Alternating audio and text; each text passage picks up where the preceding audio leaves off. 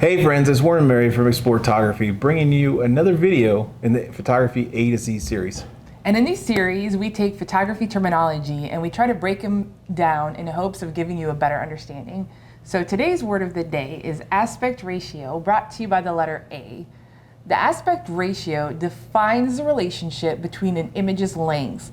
It's typically represented as width by height.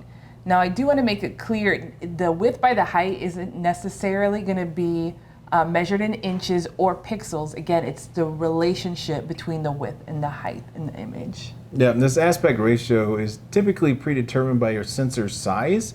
It's what we call the native aspect ratio. Some cameras will allow you to adjust that aspect ratio, but it's always recommended to stay within your native size. But this is also can be altered within post-processing. You can crop at a certain aspect ratio once the image is in the computer.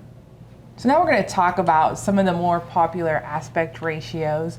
The first one that we want to talk about is 3:2, and that's because that is typical for full frame and APS-C DSLRs, mirrorless 35mm cameras.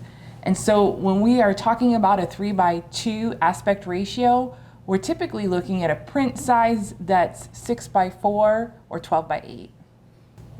Next up is 4:3. You'll typically find these in point and shoot cameras. It's known as the common screen size aspect ratio. And you'll find that prints come off of there as 4:3, 8:6, and 12:9s.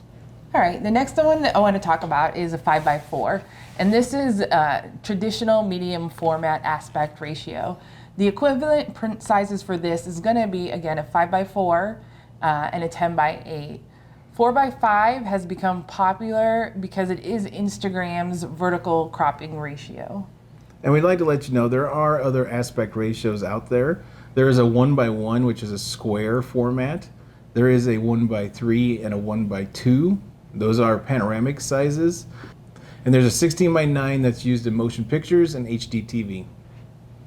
So one of the biggest things to keep in mind when we're talking about aspect ratio is what the final output of the image is going to be. You may not know it ahead of time, but you may. So let's say you're shooting a family portrait and you're taking their image and you're shooting on your 3:2 DSLR.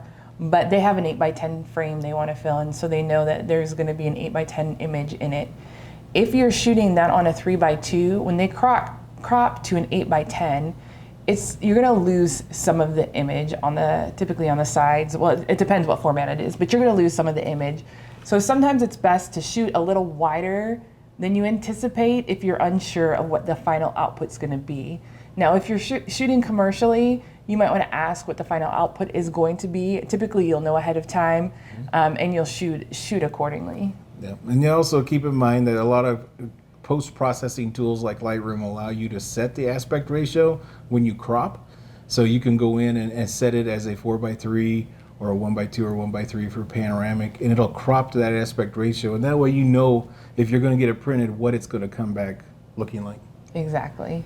So we know this was brief, but that's what these A to Z series are meant to be, just brief nuggets of information.